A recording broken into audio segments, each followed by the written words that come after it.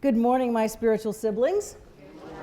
On this spring, winter, maybe we have a new season, we call it sprinter. Anyway, it's a beautiful day.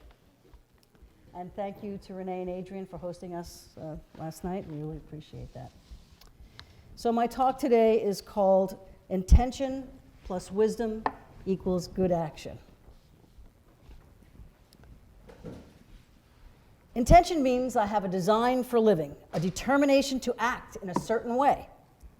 Wisdom turns my compassionate heart to that design. And then I implement that wise intention, good action. Intention is what I focus on. Intention sends a message to universal spirit of who you are, who you want to be. Wisdom speaks to what you want to contribute. Wisdom is associated with attributes such as unbiased judgment, compassion, and experiential self-knowledge. Good action is how we choose to contribute. Good action is both appropriate and proper to the situation. And good action is beneficial to all involved. When wisdom is lacking, good action can be flawed. Trying to do good without having wisdom is like intending to perform brain surgery without any medical training. Not a good idea. So if you want to perform brain surgery, good action for the patient and for you is to complete medical school. And to accomplish the equation, intention plus wisdom equals good action, a very effective practice is affirmative prayer. Affirmative prayer places us squarely in the midst of intention. Affirmative prayer frames my intention with in the present tense with a positive tone. Ernest Holmes called affirmative prayer a spiritual mind treatment. His idea is that treatment is a conscious movement of thought. It aligns activity of your mind with the thought of producing results. The purpose is to create that which we want to appear. It removes obstruction and convinces our mind that it is already accomplished. Intention plus wisdom equals good action. Affirmative prayer makes our intention clear, and it makes it ours. Sometimes my prayer isn't even words. It's in my heart, just silently, gratefully, feeling universal spirit's presence. Of course, the tone of spoken prayers can convey heartfelt sentiment as well. But there's a difference between simply reciting prayers and embracing the feeling behind the words. So after intention and wisdom are said in prayer, good action of release follows. And mindfulness. I need to act my intention mindfully. In other words, I can't just turn something over to Great Spirit and then act in the opposition to my intention. I need to cooperate with Universal Spirit in sustainable, supportive ways. Now, one way I've done this, and still do, is to make theme weeks or months. Take an intention, let's say patience, and then aim my behavior toward that theme. With determination of my intention, I have chosen cultivate patience by standing on the longest line at the supermarket. Oh, and this is so uncomfortable. All the negative stuff comes up. The judgment of who's buying what, the privilege of all this thinking, right? I only have a few things here. I really shouldn't have to be on the back of the line. I should be in the front of the line. That, I'm in a rush. I'm busy. I have better things to be doing than standing on this line. And of course, I don't really need to do this. I'm beyond this. Or another way of saying that is spiritual superiority. Yeah, the practice brought into light all that needs to be burned off and surrendered gratefully. The author of Intention Experiment, Lynn McTaggart, says that intention is the secret sauce of the universe. I maintain that wisdom is the secret ingredient of that sauce. Wisdom is the secret ingredient of intention. Wisdom guides our action as we implement our intention for the highest good of all. Otherwise, intention can be clouded with moral assessments. Wisdom is appreciating and using our experience and learnings to vet our decisions, for them to be sound. Wisdom is acquired through noticing and contemplation, and often with age. Wisdom is a sign of consciousness, and intention infused with wisdom yields good action, a consciously lived life. Wisdom objective of action is what is best for all, and that can take some deeper discernment and ego deflation. Sometimes intentions are merely moral assessments centering around my thoughts and my feelings, and less significant to what is actually happening around me, that are concerning other people. Oh, I meant well, or I think something is right to do, and no moral discernment is required. And if I use intention without conscious effort to vet or examine my choice, then I run the risk of my intention slipping into harmful actions. Without rigorous internal and external debate, it can be short-sighted. And it can be my moral code, a code that serves only me, with no thought of any other potential outcome. An unexamined choice can have unintended outcomes that harm others. Why? Because wisdom was missing. We can't just say something is good, it must actually be good. Now here's an example. Now there seems to be a lot of coyotes in urban centers. And the coyotes have adapted from living in expansive green space to limited green space to cities. And they survive and they thrive in these areas. And some people are now feeding the coyotes. And no doubt that these people have really good intentions to feed the disenfranchised animals. But it creates another problem. Once the coyotes are no longer afraid of humans, the coyotes become emboldened and then aggressive toward humans. And there are reports now that there are more frequent coyote attacks on humans. So what's missing? What's missing in the intention? Wisdom. Wisdom to see beyond what the initial problem was and how it might unfold. A while back, I saw a homeless man in the subway. And he looked really downtrodden and hungry, so I offered him my ham sandwich. He didn't want to take it. And I really wanted him to take my meager offering. My intention was to feed the hungry man, sacrificing my lunch for him. But as he looked up at me, he said, "I'm not hungry. I'm sad and I'm lonely." So my intention was meant for good, but I fell far short from what was real for him. He wasn't even hungry. Of course, I was in a rush, so I left him alone and sad. I did not do good. It was not my best moment. And there was that small voice inside that said to me, "Talk to him." But did I? No. I abandoned him, and I abandoned my intention of helping by not being wise enough to ask him what he wanted. His response had not met with what I thought would help him. I was not present to him or myself. He was spiritually hungry. And now I live with the missed moral opportunity to give something to someone that was really needed. For him, for what was really needed for him. To be heard, to be seen, to be recognized as a reflection of God. This experience reminds me of my community organizing studies of Saul Alinsky, who was a premier organizer in the 40s, 50s, and 60s. And he'd done a lot of good work helping those without agency. Here's a simplified version of his work. The man would go into poor communities, communities of color, assess what was needed to happen to cure the condition that they were suffering from, and how they needed to go about it. Now, it's been said that you don't have to tell a peasant when he has a pebble in his shoe. He knows better than any other person what needs to happen and what help he needs. Now, Alinsky did some really good work, but ultimately he came to realize by 1970 that, quote, all white organizers should get out of black ghettos. Wisdom of his intention showed that those less fortunate need not have a person of white privilege tell them what they needed. A wiser paradigm of community organizing then emerged, and it became one of asking the community what it needs, not telling them.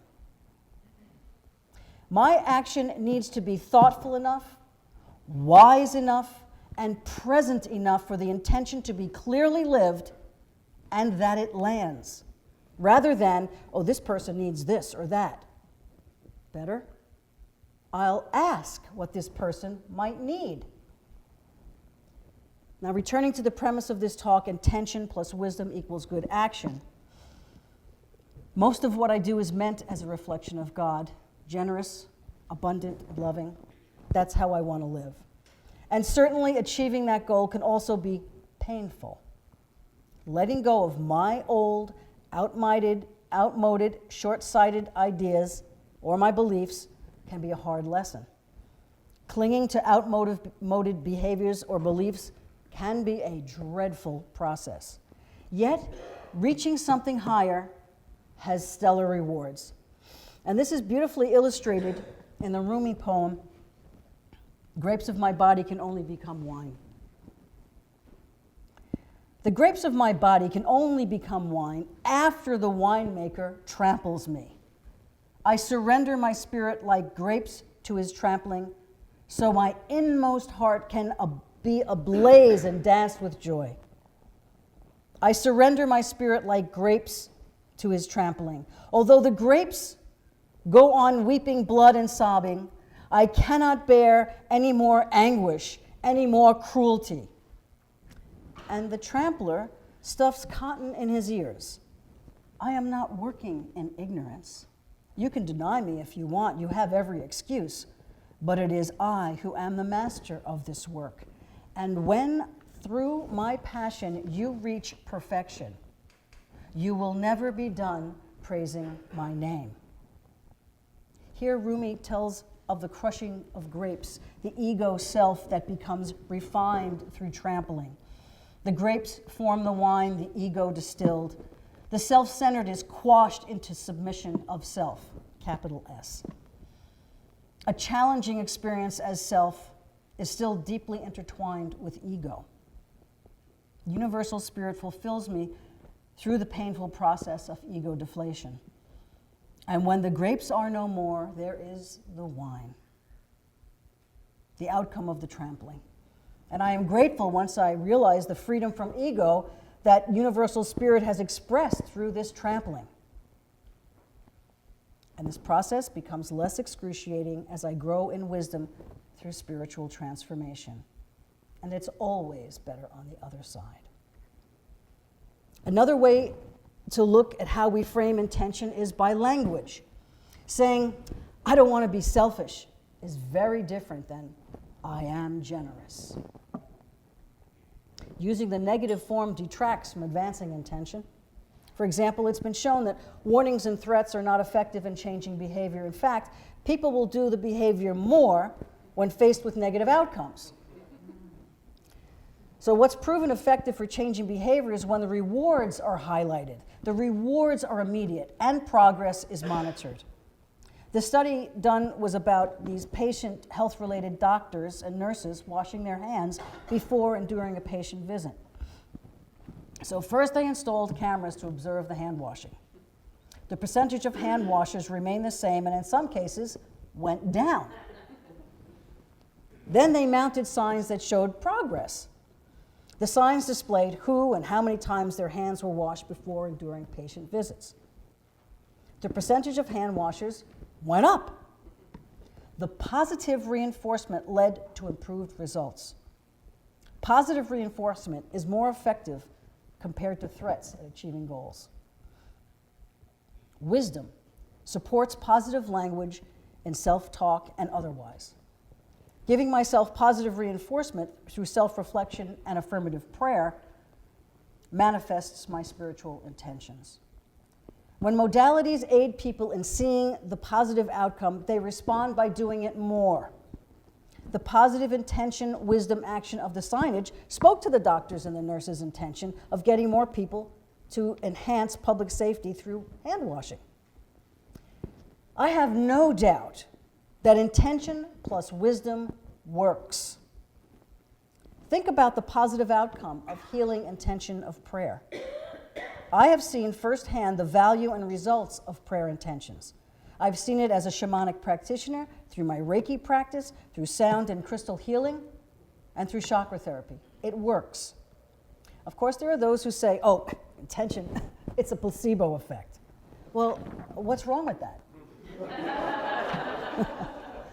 It actually proves the point of intention. So when I hold a belief to be true, it starts me on the path of manifestation. And so I close my talk with these thoughts and these questions. Healing our lives through intention. Intention aligns with our creative process, the universal spirit that organizes our thinking and reflects our feeling state and outcome. When we intentionally accept that which already is, affirmatively, wisely, mentally, demonstration follows. Intentions make you an active participant in your life. So get your intention on, carpe diem.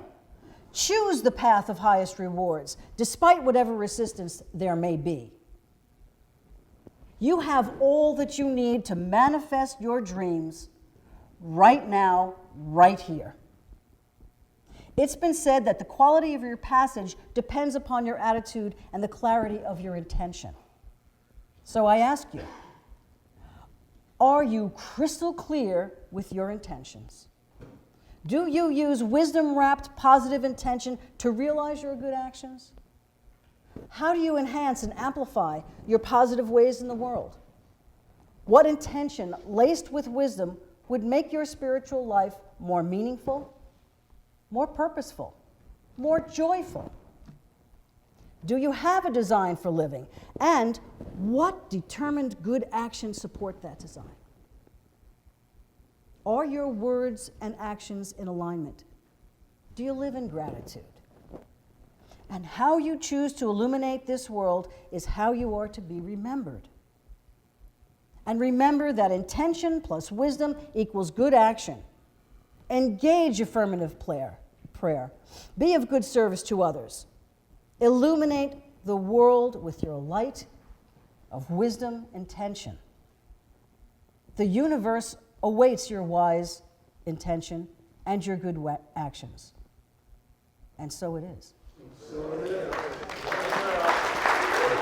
Not fully accepting something is also a process.